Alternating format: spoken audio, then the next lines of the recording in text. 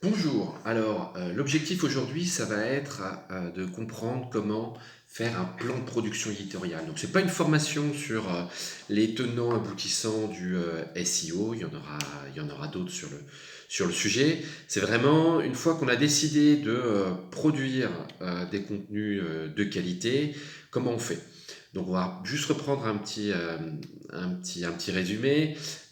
Pour performer dans le moteur de recherche, il faut du contenu en quantité et surtout en qualité. Il faut de la popularité sur ces contenus-là, qu'ils soient reconnus comme experts, utiles, avoir une vraie autorité sur le site. Et après, il y a tout un tas de critères techniques. Donc si on se concentre sur uniquement la production et comment les produire, je vais essayer de vous donner une technique qui peut fonctionner en 10 étapes. Voilà, pour reprendre en main ça et pas juste dire on va publier des contenus sur notre blog en masse comme ça sans réfléchir. Ça fonctionne pas. Tout le monde le fait. C'est pas pour autant que ça marche. Donc la première chose primordiale, qui sera abordée dans d'autres vidéos, c'est de comprendre les attentes des moteurs de recherche, l'algorithme de Google. En termes de qualité de l'information, quel niveau d'exigence, en termes de fraîcheur, de popularité, comprendre les algorithmes Panda, Colibri, Pingouin, Pigeon, pour effectivement pas tomber dans des travers de ferme de contenu où on produit trop de mauvaise qualité, comprendre comment les contenus sont rankés, toute la technique, le linking interne, la hiérarchie sur le site, voilà. Donc comprendre ce que Google attend pour bien positionner un contenu. Donc c'est pas le voilà, c'est utile, c'est vital, mais ça va pas être le sujet d'aujourd'hui. Deuxième chose, c'est de comprendre les intentions de vos personas. Qu'est-ce qu'ils cherchent? Pourquoi ils vous achètent? Quel service il leur manque? Qu'est-ce qu'il n'y a pas chez vos concurrents et que vous avez? Voilà, définir un peu vraiment votre métier, le structurer, mettre des mots dessus, aller dans le détail, dans la profondeur, et voir ce que cherchent vos personas. Quels mots-clés ils tapent pour arriver à ça. Donc pas mots-clés de manière détaillée, hein, mots-clés de manière générale, plutôt l'univers sémantique. Quel parcours d'achat ils font, où ils en sont dans leur parcours d'achat quand ils viennent sur votre site. Donc vraiment comprendre les intentions. Juste, si on a une stratégie de mots-clés, ça ne sert à rien. Google arrive à regrouper les mots-clés, à comprendre l'intention qui est derrière et savoir où en est le visiteur d'un site dans son parcours d'achat. Donc c'est important. Troisième chose, c'est de structurer ça dans on va dire un mind mapping. Donc vous faites un beau schéma avec donc autour du centre les intentions prioritaires. Donc si on prend, je sais pas, le voyage, hein, un domaine que je connais bien, ça va être prendre l'avion, ça va être dormir, ça va être visiter. Voilà. Donc les intentions, premier niveau, autour de la couronne, les intentions premières. Et après on les décline.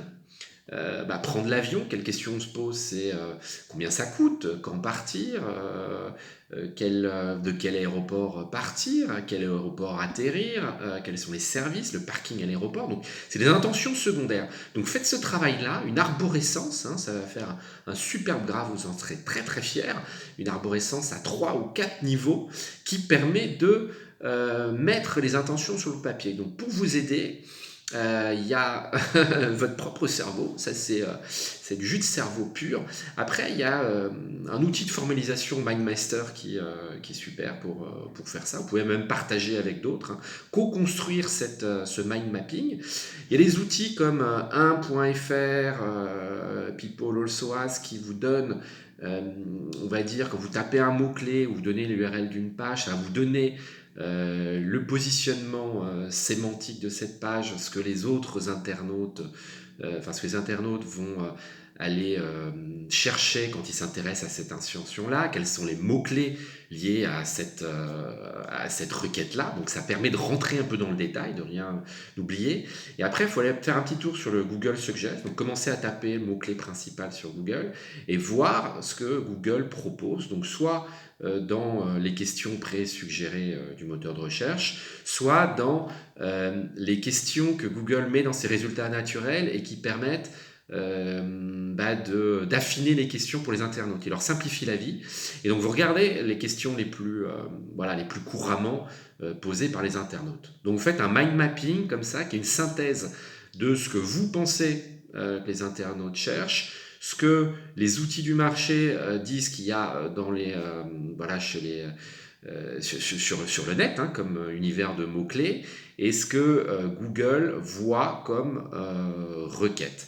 Donc vous pouvez aller un cran plus loin et utiliser des outils comme SEMrush, où vous verrez les requêtes tapées chez vos concurrents. Donc quatrième étape, c'est d'identifier où est-ce qu'il reste du trafic à faire, les niches, les réservoirs de croissance. Donc pour ça, un outil formidable, hein, on vient d'en parler, c'est SEMrush. Donc vous allez pouvoir analyser vos concurrents, voir quel trafic ils font par mot-clé dans le temps, hein, il y a la saisonnalité qui est prise en compte, regardez la difficulté d'atteindre ces mots-clés, vous avez une notion de concurrence par mot-clé, le champ sémantique global, tous les concurrents vont être analysés, hein, quand vous comparez par rapport à une de vos pages existantes, vous allez pouvoir regarder qui se rank dans les 10 premiers résultats sur Google et est-ce que les mots-clés sont présents chez vous, chez les concurrents, est-ce qu'il y a des vidéos dans la page, voilà. Donc c'est des analyses très très poussées, ça prend du temps, il faut comprendre. Mais c'est des bêtes de concours, donc vraiment, voilà, comprendre le potentiel de croissance. Donc ça se synthétise avec un tableau, donc avec des groupes de mots-clés, donc mots-clés, potentiel, donc en trafic mensuel, capacité qu'on peut avoir à aller chercher du trafic, donc avec cette notion de concurrence sur le mot-clé, et le positionnement que l'on a aujourd'hui. Donc ça permet de définir un potentiel de trafic cible adressable en étant positionné sur les mots-clés sur lesquels vous voulez vous positionner. Ensuite, l'étape suivante, la cinquième, c'est de faire un audit de votre position actuelle. Donc d'aller dans la Google Search Console, de regarder le ranking que vous avez sur les mots-clés, de regarder le nombre d'affichages dans les moteurs de recherche, tous les mois ou sur des périodes. Et donc ça vous permet en fait de voir quelle part du trafic vous captez, ce qui vous reste potentiellement à aller chercher. Donc vous pouvez faire des tris pour regarder les pages chez vous qui sont positionnées sur des grosses requêtes, donc des requêtes à fort volume. Vous voyez votre trafic, vous voyez le potentiel d'affichage tous les mois, donc clairement ça vous donne un potentiel de croissance, c'est ça qu'il faut analyser. Donc cette étape-là, c'est vraiment regarder où vous en êtes aujourd'hui dans votre positionnement actuel. Donc l'étape suivante, elle est vitale, c'est la sixième, c'est la synthèse de tout ça. Donc entre ce que vous avez aujourd'hui comme trafic, les pages que vous avez, le potentiel qu'il y a sur les pages que vous avez ou les pages que vous n'avez pas, hein, voir ce qui reste à créer. Et tout ça, vous le formalisez dans un superbe Excel avec peut-être des centaines de lignes, une bonne dizaine de colonnes qui va vous faire en fait votre plan de bataille pour le SEO, savoir de manière millimétrique où appuyer, où arriver à aller chercher de la croissance là où vos concurrents ne sont pas ou là où vous êtes mauvais. Dans cette étape-là, la conclusion va être je produis des contenus ou j'enrichis des contenus ou je priorise dans mon arborescence de sites les contenus existants. Voilà, tout un tas d'actions toutes simples, mais qui, ligne par ligne, mot-clé par mot-clé, univers sémantique par univers sémantique, vont vous permettre de définir est-ce que vous devez enrichir ce qui existe, améliorer, produire, voilà. Donc, sorti de ça, vous faites votre plan de production, votre budget. Donc, le plan de production, c'est la liste des articles ou des pages à créer, à produire, avec une priorité. Définir pour les rédacteurs, les pigistes, les titres des articles, comment ils doivent se structurer, les idées que vous voulez mettre dedans. Donc, vous reprenez votre mind mapping et vous dites, bah voilà, moi, les internautes cherchent ça, j'aimerais que les contenus soient structurés un petit peu comme ça.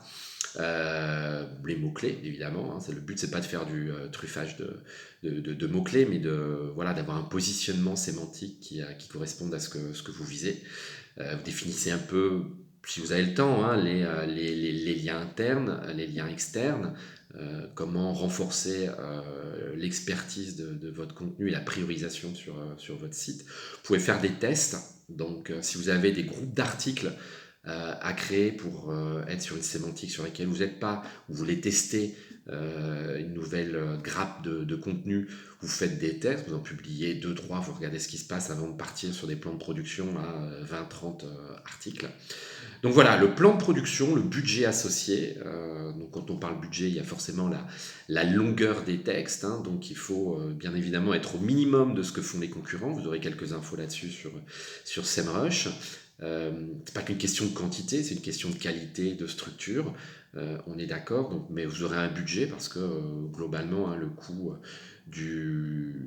d'un article, d'un post d'une page, c'est indexé sur sa longueur. Donc si vous comptez publier 50 000 articles de 500 mots, c'est même pas la peine, hein. C'est pas la bonne stratégie. Donc l'idée, c'est d'avoir le meilleur article du web, la meilleure expertise sur un sujet que vous abordez, être meilleur que vos concurrents. Voilà. Donc ensuite, l'étape 8, qui est celle à laquelle les gens qui vont faire ça simplement, rapidement, vont directement, c'est-à-dire qu'ils squeezent tout le reste. C'est la production des contenus, et généralement, c'est pas très bien fait. Donc voilà, une fois qu'on a défini le plan de bataille, il suffit de phaser ça dans le temps, de trouver les bons rédacteurs qui savent à la fois faire du contenu de qualité, mais l'optimiser pour le référencement. Donc là, on va se poser la question de l'arborescence après sur chaque article. La longueur, les liens sortants, la structure des H1, H2, H3. Voilà, c'est ce qu'on met en gras, ce qui est plus important, ce qui l'est moins. Donc produire des contenus utiles, nombreux, bien formatés et surtout experts. Voilà, c'est l'étape, on va dire, presque ultime, bien évidemment prioritaire, mais voilà, qui est souvent la seule faite, moyennement faite. Et l'étape d'après, vital, c'est de marketer ses contenus dans les réseaux sociaux, dans la presse, auprès de sa communauté, en newsletter. C'est-à-dire, si vous produisez et qu'il n'y a pas de caisse de résonance qui est faite sur vos contenus, le signal qui est envoyé, c'est que le contenu est moyennement intéressant. Donc si vous voulez valoriser tout le travail que vous avez fait en amont d'expertise, il faut marketer vos contenus, obtenir du lien entrant naturel, de par l'expertise que vous avez et de par le travail sur le marketing auprès de votre communauté. Donc voilà, globalement, un plan de production éditoriale, c'est pas très très long à réaliser, c'est relativement analytique, ça vous permet de gagner énormément sur votre budget, c'est-à-dire qu'il y a des contenus que vous n'allez pas faire parce que finalement il y a peu d'intérêt, vous allez renforcer ce qui marche ou là où il y a du potentiel, donc c'est une manière d'allouer son budget de production de contenu de manière beaucoup plus smart. Voilà, donc j'espère que la vidéo vous a plu. Bonne journée. Au revoir.